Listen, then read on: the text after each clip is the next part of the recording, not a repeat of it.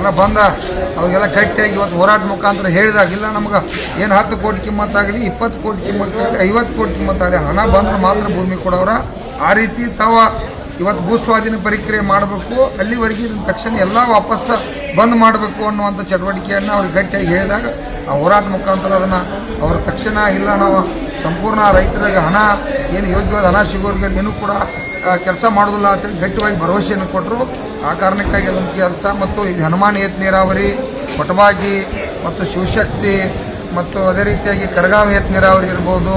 ಮತ್ತು ಅದೇ ರೀತಿಯಾಗಿ ನಮ್ಮದು ಇನ್ನೊಂದು CBC ಸುಲ್ತಾನ್ಪುರ್ ನೀರಾವರಿ ಇರ್ಬೋದು.